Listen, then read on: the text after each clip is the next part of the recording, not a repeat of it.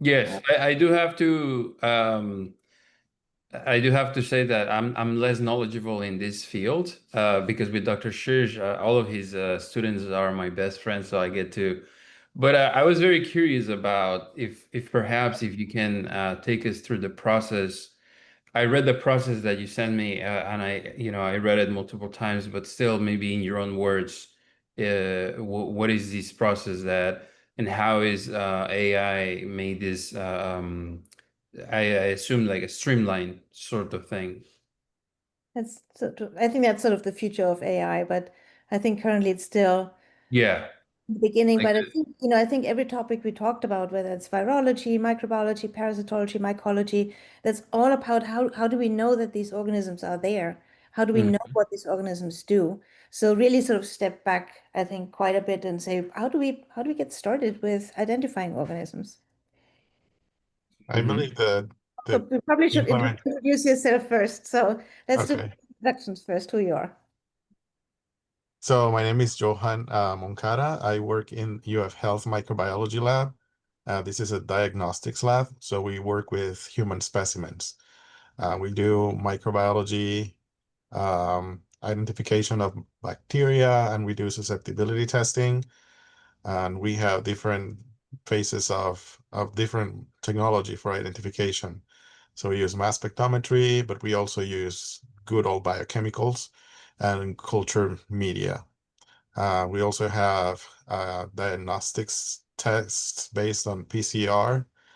And um, yeah, that's pretty much the scope of what we do.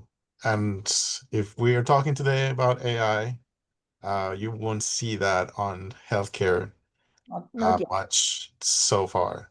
Healthcare is kind of in its gray zone when there is lots of regulations. We are overseen by many governmental and independent organizations. And before you can implement anything, it's got to go through lots of certifications. And And AI is in this difficult zone where you don't want to put your patient data out there. So is based on learning modalities, and they take all that data, learn about it, and then you can implement it. But we don't want the data to be taken as a learning tool. So if we want an AI, it's got to be developed for your organization. So we're big enough in UF Health to implement it, but it's going to have to be in that close environment. Couple of years from now, probably. So, but and this is so you work in the medical lab, so this is all like real world applications that you guys do for like patients that come that have maybe something that isn't known and Yeah, we are in this position and this very good position of being as attached to UF uh and having faculty from UF, so we can bring technology to real world applications. So UF actually has a department that is called the implementation department when they take all the scientific breakthroughs and they make it uh, so that it can be applied to health. hmm, And so in my word, is diagnostics. that's I very see. I So see. let's get started. We have like a patient that has like an infected wound and we don't know what's going on. So what's the process? And I did want to point out quickly that Johan is actually now in charge of the diagnostic lab. So he's a former micro major from our online program. And recently he stepped up to be actually overseeing the whole diagnostic lab, which is quite a big charge, including not just overseeing employees and samples, but also the validations, quality control, and making sure everything is 100% okay at all times. Yeah, and that the hospital stays certified in front of all these regulatory boards. Um, I went through different programs to be able to be here. So I initially, when I moved from my country in Colombia, I knew I wanted to be in a diagnostics microbiology lab. And in the US, uh, this is very separate from you being a microbiologist. So I found that weird because I wanted to be a microbiologist, but I wanted to work in the diagnostics lab. But you need to go through licensing and you need to go through many checks. And the programs that are out there are targeted for the whole lab. So you get other departments, blood banking, hematology, chemistry, which is fine, but makes your program very tight. You need to learn many things. So I went through a program that prepared me to take a license, but then I still went and became a microbiologist in the US. And that kind of leveraged me to be in this position now, to be in charge of a clinical microbiology lab. And the process for a wound bench, for a wound, for example, it goes through the clinics. So it starts with the patient visiting a clinic and the doctor actually seeing this patient. So we have a library of tests that the doctor can order depending on the patient's condition. And he still needs to go there and figure out what is the best test that I need to order. If it's looking like this patient has like a staphylococcal infection, he can just go the route of I'm looking for a staph and I worry if this is a MRSA, I'll do PCR. So he can do a PCR testing, only looking for MRSA. And if this is a wound that is secondary to many things, it could be a bite, like an animal bite, could be a accident, then he is probably going through the route of I'm gonna culture this out and let the microbiology figure out what is the infection, what is causing this infection. So they usually collect a swab, so a swabbing of this wound and send it to the microbiology lab for testing. Now in our department, the front desk receives the sample and they're going to select the plating media that is appropriate for this source. So usually primary media includes a blood agar plate for most organisms, a McConkey plate for enterics, and a chocolate plate for fastidious. And then it's got to pass a day of this media growing. And this is when my technologists come in place. So that my technologists, my scientists, they start reviewing the plates. So they have to pick up the plates and know what are the potential pathogens among all the bacteria growing there. Because if this sample was collected in a clinic, there's a big chance that there are skin bacteria growing there. And if it was not a good collection, there's a chance there's also environmental bacteria growing there. And then they have to decide which are the pathogens or which are those more predominant bacteria, what's the predominance, and then start isolating and identifying those bacteria with different tests. It also depends on the source and the history of the patient. So if this is a wound that is close to your genital area and you're seeing lots of enteric bacteria, it's probably coming from your GI system not causing you an infection, but rather just being there. Maybe it just need to be clean. And maybe you don't need an antibiotic treatment for this. If it's coming to your upper respiratory system and there is a lot of streptococci, it's probably coming from your respiratory system and not causing an infection.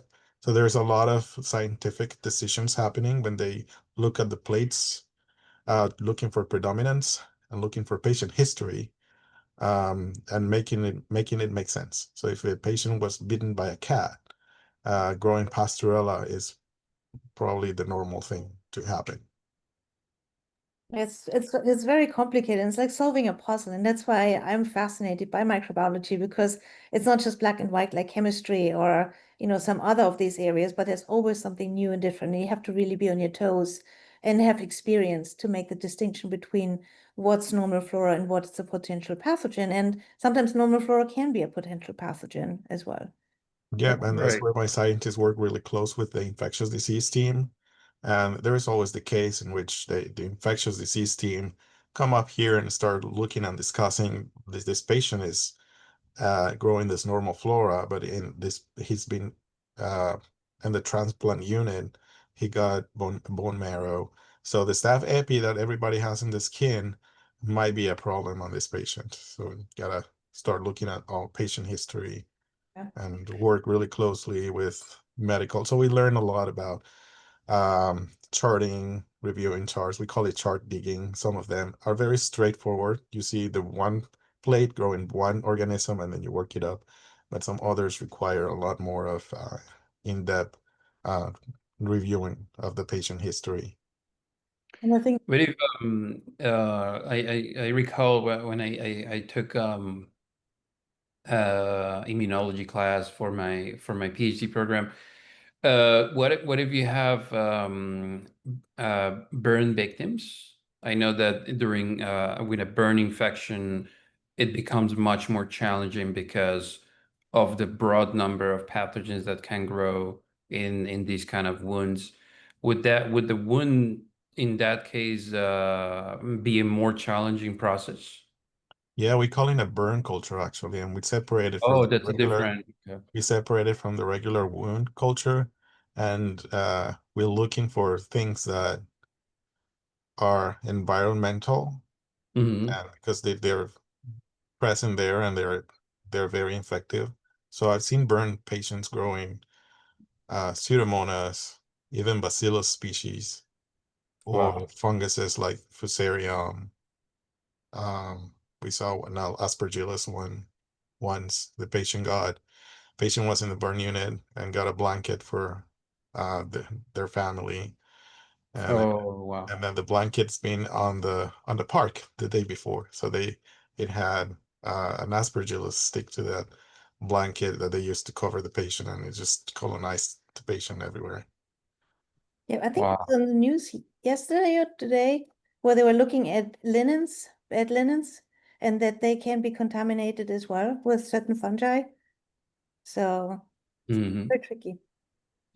Yeah, no, and the reason why I ask is because I could see AI being very useful in that specific kind of situations where you can have all of these different sources of pathogens, right? For like a burn victim where you can like I mean I know I didn't think about the fact that when you collect this data is data from patients.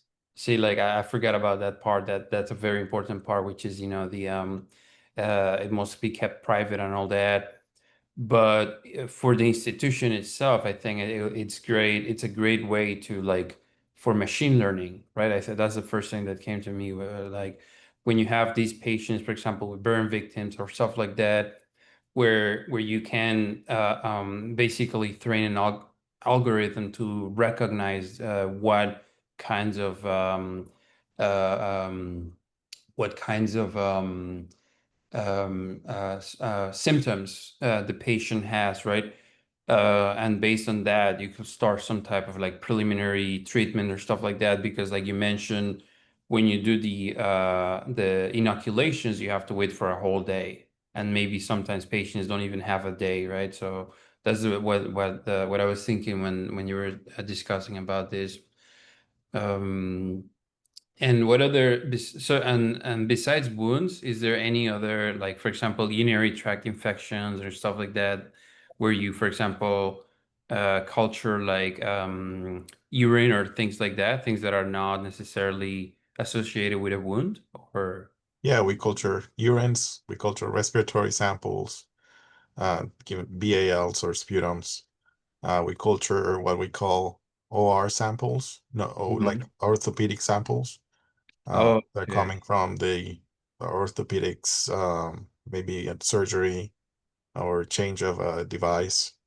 There was external device that was on the patient for a period of time and it was changed or it's causing an infection. We also culture blood, like blood draws I for see. septicemia. And they usually on the hospital when patient comes in, um, they they're triaged and placed on a what next. Mm. So for a UTI, if the patient has UTI symptoms, they'll do a chemistry analysis and microscopical analysis, and then a culture will reflex from that. So we do have implemented uh, what we call a reflex testing that based on certain criteria, then the culture would automatically be ordered, or the sample will be then sent to the microbiology lab. But these are criteria for reflex testing are very pointing at test results. So if there is nitrates, then you send it for culture. Or if there is a lot of WBCs, then you send it for culture. And this does not encompass patient symptoms. So there are symptomatic UTIs that might be missing here. Oh, okay, I see. You want to briefly describe how the lab is sort of set up into different benches that each sample gets sort of routed its own specific path? Yeah, but the routing the samples, it is highly depending on the care team. So that's the front line. They need to ask the right questions to get the right answers. So if the patient has neurological symptoms and they're worried about an infection, and they'll order a certain battery of tests that are usually part of a set. So the sample comes here with those set orders, say cryptococcal antigen, meningoencephalitis PCR on CSF, culture of CSF, fungal culture. Oh yeah, yeah. I had that when I was a kid, the CSF, because when I was I don't remember that, but when I was like about 3 years old, I had my spinal fluid uh analyzed because the doctors thought I had meningitis. Meningitis, is it the Meningococcus. meningococcus? Yeah, sorry. So I don't remember that, but my parents said that it's pretty intense. So I think AI can come in different phases. So if it is on the pre-analytical phases, it's pretty much helping the doctors decide what test they need to order based on patient symptoms, and for the lab to decide what to do with the specimen, or like what kind of plates they need to set up, or if this specimen needs a special flag. If you, like you mentioned, meningococcus, it may it may spread through the lab because it can easily aerosolize when you open the plates. Oh, right. That's a good, right. How So would you deal with like BSL-2 or BSL-3? I mean, sorry, it's a very interesting because I know, for example, Mycobacterium, it's very troublesome in that sense, right? yeah, we are BSL-2, so most of our work happens in an open bench. But we highly depend on infection control telling us flags. So they'll flag a patient that has symptoms of probably brucellosis, meningococcus, and they'll tell us this is coming. So then we will handle this as a BSL-3. Oh, okay. And many times it happens that the specimen comes here, and then we find out it's actually a BSL-3 we have working on the open bench, and then it's an exposure for our people. Right. Wow. So in the analytical phase, it can help people find what of those organisms identified might be a problem based on patient history. So if there are flags like this patient is immunocompromised, look for this. Or if there's a patient presenting this kind of symptoms, then, and it's an ear culture, so we're looking for a strep pneumo on the ear, or it's a longer incubation period, patient has had symptoms for a longer period of time. So we'll look for something more chronic, like Corynebacterium otitis or other that cause more chronic infections, and determine what to follow. Some of these organisms present themselves as normal flora unless you do further workup. So like Corynebacterium, they're everywhere in your skin. But if it happens to be this particular one that you isolate from the ear, and this patient is immunocompromised, then it is a problem. Right. It's very complex, but really fascinating as well. So Javier is doing his PhD on blood parasites. Yeah, I'm doing my PhD on Leishmania donovani, which is a protozoan parasite. I'm actually in the process of writing my oral qualifications where I came up with an idea to study this pathogen. And that's what I'm doing actually right now, but and well, in these past few days. But yeah, so that's another, for example, if they suspect that a patient has malaria, sorry, like a pathogen like malaria, right? Like Plasmodium, I assume that if they send that to you, would that be like a PCR test, right? Like, how do you deal with? Actually, no. Actually, that Blood cultures, would they show up? Like if you have malaria or trypanosomes or something, would your blood cultures be positive? no, They wouldn't, right?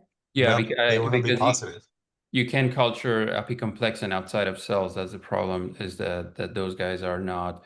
but Uh, not routinely. It's very specialized culture. If you want to do yeah, like cell culture for this, it wouldn't be. There's this idea, I will just collect the blood, send it to the lab, and they'll give me the answers. But we'll actually give you the answers that answer the questions that you ask for. So if you send a culture of blood, you're looking for bacteria only, and that's exactly. it Yeah, happens many times, and mostly with tropical diseases that are not yeah, very common in the States, that the patient come and gets underdiagnosed for a period of time before we rule out all of the others that we see every day. So right. in Colombia, you go and you get a smear and you find the malaria all the time, and then you probably be diagnosed faster if you're in one of those hospitals than if you come to a hospital in the States, and because it needs people that have practice with this. And it's happened that they call me in the middle of the night. We think we have something, come and see it, and until actually somebody that's seen it before finds it on the slide, they won't be able to put it out there for the patient. And it Have you happens. had have you seen malaria? Like, have Yeah, we or have seen malaria. Yeah, in here in Gainesville? in Gainesville. Oh, Not transmitted in Gainesville, but no, no, it no. can be I the people case. that travel. Yeah, yeah. Yeah. Wow. So for malaria, we don't do a PCR. They do a, you can find it in two ways. You can find it by doing an antigen testing. The antigen testing has been designed to be worked on conditions of high temperatures. So this test is very nice because it was designed so that it can be stored in temperatures over 30 degrees. So the idea was to have it in these tropical countries when they don't have a diagnostic lab Right, right, available, right. so they can travel with the kit. So that's the kit we have, because it quickly tells you there's malaria, but then it doesn't tell you anything else. Like, there is malaria here. So, and then the other way it can be found is if you have a abnormal RBC count, and Mm. RBC counts are done in automatic instruments. So this instrument takes your blood, pass it through um, a very thin reader, and there's light coming through. So it tells you every single cell that passes. It tells you this is an RBC, this is a WBC, and then it counts them. Or this is a platelet, and it starts counting them. So if your WBC cell are high, or if it finds abnormal platelets that might be not platelets, it's probably a parasite, then it's going to tell you there's something here, look it up.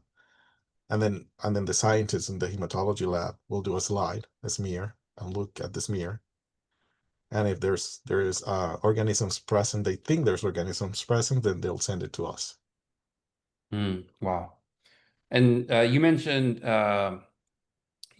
that in Colombia we that they use these tests that because they're tropical areas. Do you have any collaboration with Colombia now that or do you have Not any right now. started? We do have a doctor that is specializing in tropical diseases, who travels everywhere, and he's been in actually in Medellin, and Mm. he recently did something on trypanosoma with the kissing Oh, bug, okay. and it seems like Ah, we have it. Ticruzi, yeah. Yeah, it seems like we have it here in the States. We at least have the bug, but the T. cruzi has this inoculation period that is very interesting. The bug has to feed from your blood and poop on your skin at the same time. Yeah. Yeah. It's And, and then you scratch your skin and inoculate yourself. So the bug that we have in the States has a longer period of feeding and defecating. So it might not cause this inoculation cycle to continue, but we do have it on the States. have you seen any cases here in Israel? I No, mean, if you cannot share that, I that's have not. okay. I have not. I can share statistics. So I can share you. We've had it or we have not. I just cannot tell Okay. you who had it. Right. Yeah. Wow, that's interesting. So if somebody is interested in the field of, clinical microbiology or environmental or veterinary microbiology, I mean, that field is applicable to different areas. And I just sent an announcement to our students that we just launched our new program for Mhm. clinical laboratory microbiologist. And I think it's new because this program does not have all the other parts like the blood banking and so on. So it's specifically for microbiology. But how would you suggest, what if people are interested in the field, how would they go about finding out if they like it and what would be the path to a career in clinical microbiology? I think you need to get your hands out there. Like try it. Um, Microbiology is it's like solving a puzzle. It's very interesting. There's always something new. You never know what you're gonna find, and you always get surprised. Even if you kind of have an idea, you always get surprised on that the next day. I think that even if you're not to continue your work as a laboratory scientist, but you're finding your if you're gonna be an infectious disease doctor, if you're gonna work on infection control or anything related to the health sciences, starting in the lab, and knowing what we do is always it always builds you up as a great professional. And I've seen that people that have been in the lab and then walk out of there, either to infection control, we have that. And that's how we establish good relationships through UF Health. And that's why I like it so much. People grow out and move out of this field because we have the opportunities. And we have people that have been in the lab that are now doing infection control. We even have people that have been in the lab and are now programming our lab information system for us. So they code and they make it happen because they have the knowledge, the biology knowledge, the microbiology, and the clinical knowledge, so that to make it easier for us to integrate all of these. It's a very versatile field as well. And I think also the another one is antimicrobial stewardship, which is obviously another whole area where there's jobs and development and new things coming along as well. So, but yeah, I think it's a fascinating field. And just a few hours I spent with you, shadowing you and your team. I mean, I've learned so much, and there's just so much to learn. And just reading a book just doesn't do it, or memorizing just doesn't do it. You actually have to be there and see and touch it before you actually get the hang of it, I think. So I'm excited to learn more from you. You learn it, but then you become passionate about it when you do it. That's true. All right. Any more questions? That was super interesting just to get an idea of what it's like to be in a diagnostic lab, because we talk about microbes, but how do we know where they are, what they are? A big area of research is now microbiome research, whether it's soil microbiome or gut microbiome. So next generation sequencing is a big part. And so there's a lot of new technologies coming along all the time. And I think you mentioned that you're modernizing your diagnostic lab as well. So there's new toys and tools that can, be brought in. There's always something. There's always something out there. What we're looking at is an automation line, and what the automation line does is help you process your specimens. So you still need to see the patient, you still need to order the right test, you still need to do the pre-analytical functions of receiving it and making sure that it is a good sample and it has the good appropriate tests. But then the instrument will take that sample and plate it for you. And then it will take those plates and incubate it in the appropriate incubation. And then it'll periodically pick the plates and take pictures of the plates. And then somebody can be remotely in their home Mhm. checking those plates. and then picking up the sample. So once you are able to see an image of the plate, and then you can analyze what the culture is growing based on that image and pick up which colonies you're interested on and tell the instrument to go in and pick it up. So it picks it up and either put it on a slide for mass spectrometry, or prepare a McFarland solution for you. So you can take that McFarland solution. So you can go in the machine and take the McFarland solution, and then you do your susceptibility testing. So it's kind of taking the manual work and do it for you. So then you can apply all your technical knowledge on this. So So it's when do you think you're gonna get the machine? not here, not in this building. This building is not made for that kind of instrumentation. So it's gonna take us longer. Then we probably will centralize on a location where we can even take more testings. UF Health is expanding in the north and kind of north central and north of Florida. So we have acquired St. John's, Spanish Plains. So we're now in Leesboro, Ocala, St. Augustine. We're in Jacksonville, and we're still each is its own. So we're working into integrating into a UF Health Corporation, so that we can have an integrated system. And I think that at that point we will be ready to move to a lab that is centralized, that can have all this technology, and that we can take all the samples from all of these locations. Are you talking about the mass spec? Is that the machine that? No, it's called there are different instruments out there Okay. that work with automation. They do different Oh, okay, things. okay, okay. They do different things. They do integrate a mass spectrometry when you pick the colony, and it makes us mass spectrometry slide for you. Hmm. But this is there's one out there called a WASP. BD also has its own instrument. But no, these are instruments that take your specimen and plate them on actually plate media. Wow. And lots of new things coming along and lots of jobs out there. So, and I think with, especially with the diversity of new pathogens coming along, new resistance pathogens, so it's definitely a secure job market you have. So I don't think you'll ever be out of a job, even with all the technology. And I see that with the new generation being more reliant on technology, they'll be more open to work with this kind of things than people have been doing it the same way for a long time. Integrating this in the workflow is kind of more difficult. Definitely. All right. I think that gives us a good overview of what's happening in a diagnostic lab. It's just a lot of moving parts, a lot of new things, and a lot of putting the puzzle pieces together to, make sure a patient gets the right treatment and gets diagnosed the right way. So thank you very much for joining us today. Thank you And, very much, Jhoan. and Thank I look forward to learning more from you as we develop our new program. Thank you for having me. And then you can contact the microbiology lab if you have more questions, or you're interested on microbiology and clinical microbiology. Don't hesitate to reach out. I know where to find you. Yeah. Thank you so much. Thank Thank you. you. Bye, everybody.